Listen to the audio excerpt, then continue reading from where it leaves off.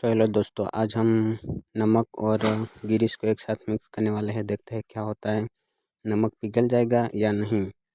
तो ये हमने मिक्स करना शुरू कर दिया है, देखते हैं क्या होता है।